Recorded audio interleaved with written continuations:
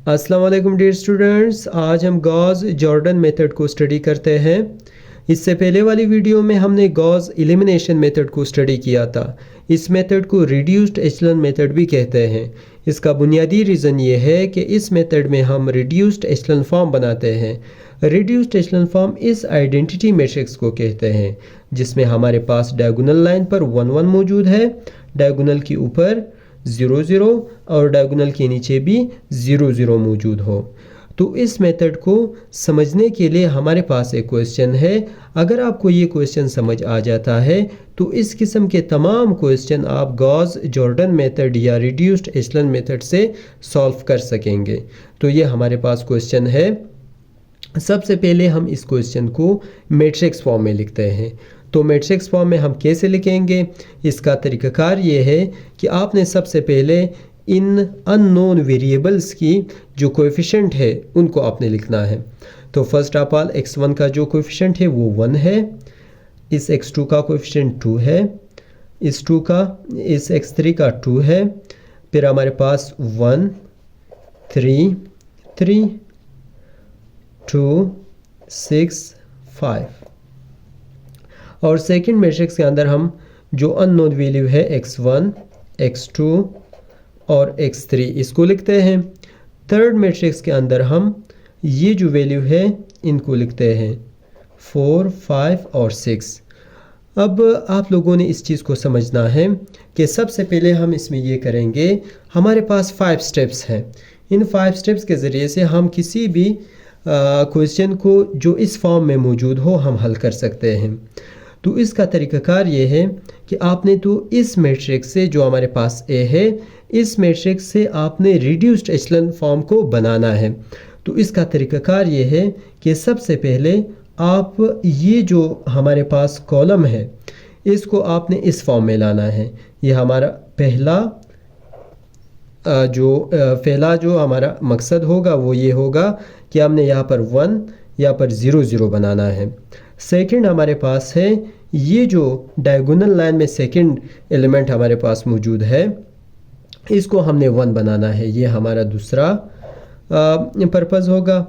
Third हमारे पास है ये जो 3 है, इस 3 के ऊपर 0 लाना है और इस 3 के नीचे भी हमने 0 लाना है। ये जो है हमारा थर्ड टारगेट होगा। फोर्थ हमारे पास ये है कि ये जो 3 है, ये जो इसको बनाने के बाद हम क्या करेंगे, इसको 1 बनाएंगे, यानी जो 5 है इसको 1 बनाएंगे। ये हमारा चौथा टारगेट है। फिर उसके बाद हम ऊपर यानी इस 2 और 3 को 0 बनाएंगे। ये हमारा 5वां टारगेट है।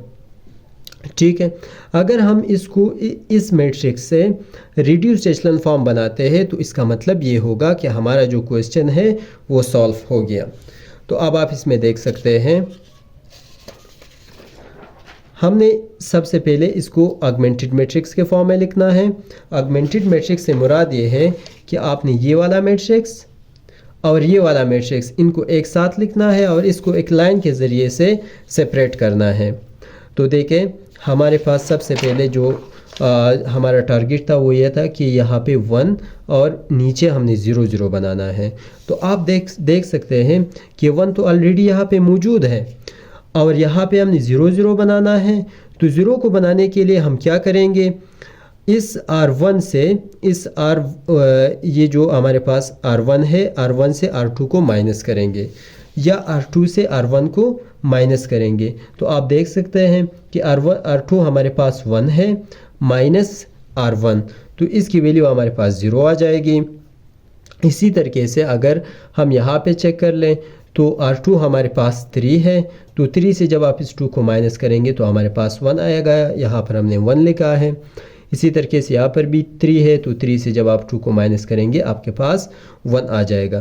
तो ये तो हमारे पास 0 बन गया। अब हमने इसको भी 0 बनाना है।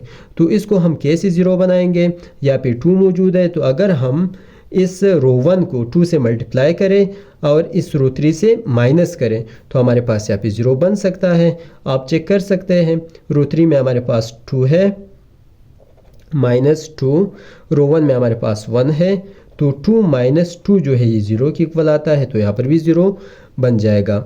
ठीक है, अब यहाँ पे 2 हमारे पास कैसे आया, हम क्या करेंगे, रो 1 में हमारे पास 2 है, तो 2 को 2 से मल्टीप्लाई कर ले 4, 6 से 4 को माइनस कर ले तो 2। इसी तरीके से यहाँ पे 5 है, जब हम 2 को 2 से मल्टीप्लाई करेंगे 4, 5 से जब आप 4 को माइनस करेंगे तो हमारे पास 1 आ जाएगा। तो हमारा जो पहला पर्पज़ है जो कि यहाँ पे 1 0 0 बनाना है, ये हमने बना लिया। सेकंड स्टेप के अंदर हम क्या करेंगे, इस 3 से 1 को इस 3 से हमने 1 को बनाना है। तो आप यहाँ पे देख सकते हैं इसी ऑपरेशन से हमारे पास यहाँ पर 1 बन चुका है, तो ये सेकंड स्टेप भी हम कर चुके हैं। अब यहाँ पर हमने 0 बनाना है और यहाँ पर भी 0 बनाना है। तो इसके लिए बहुत ही सिंपल मेथड है कि हमारे पास ऊपर यानी रो 1 में 2 मौजूद है और रो 3 के अंदर भी 2 मौजूद है।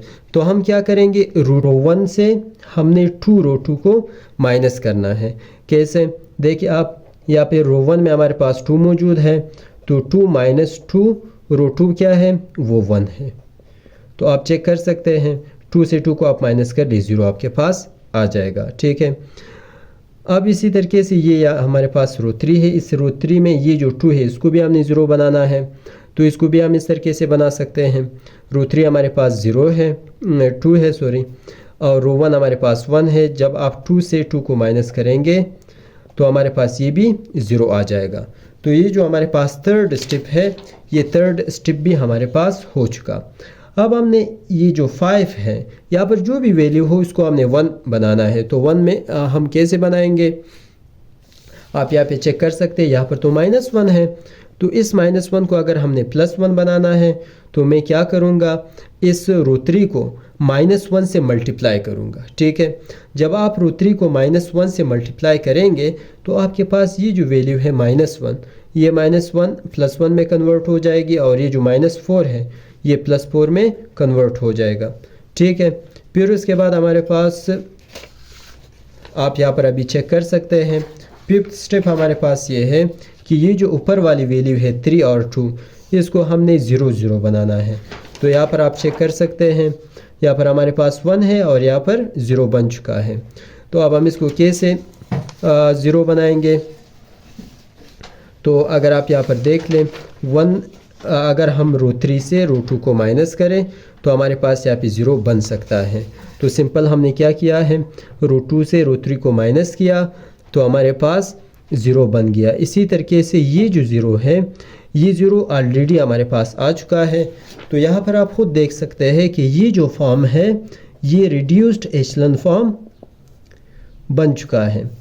तो इसलिए हम कह सकते हैं, अब अगर आप यहाँ पर देख ली, ये 1x1 है, ये 0x2 है, ये 0x3 है, ये 0x1 है, 1x2 है, ये 0x3 है, 0x1, 0x2, 0x3। तो यहाँ पर ये 0 0 ये तो ख़त्म हो जाएंगे, तो हमारे पास x1 की जो वैल्यू है वो 2 आ जाएगी, और यहाँ पर ये 0x1 और 0x3 ये ख़त्म हो जाएंगे क्योंकि 0 इसके कोएफिशिएंट है, और x2 की जो वैल्यू है वो हमारे पास -3 आ जाएगी। सिमिलरली अगर आप यहाँ पर देख लें 0x1 0x2 ख़त्म हो जाएंगे, और x3 की जो वैल्यू है वो हमारे पास 4 आ जाएगी। तो अब ये x1 2 के इक्वल है, x2 जो है वो -3 के इक्वल है, और x3 जो है वो 4 के इक्वल है। अब आप अपनी क्वेश्चन का चेकअप भी कर सकते हैं कि आया मेरा जो आंसर है वो सही भी है या गलत है। तो मैं क्या कर लेता हूँ, फ्रॉम इक्वेशन 1, अगर मैं इक्वेशन 1 को उठाऊँ, इक्वेशन 1 हमारे पास क्या है ये आप चेक कर सकते हैं, x1 2 x2 2 x3 = 4 है। तो मैं इसको लिखता हूँ x1 2x2 और 2x3 = 4। तो अब मैं इसमें क्या कर लेता हूँ, इसकी वैल्यू पुट कर लेता हूँ। x1 की वैल्यू क्या है, 2 है, +2 x2 की वैल्यू अगर आप देखें वो -3 है, +2 x3 की वैल्यू 4 है। तो ये 2 ये -6 + 8 = 4।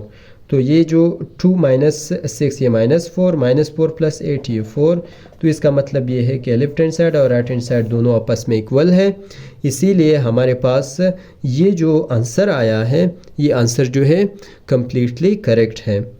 तो मेरे ख़्याल से ये आपको समझ आ चुका है। फिर इंशाल्लाह आगे मिलते हैं नेक्स्ट वीडियो के अंदर।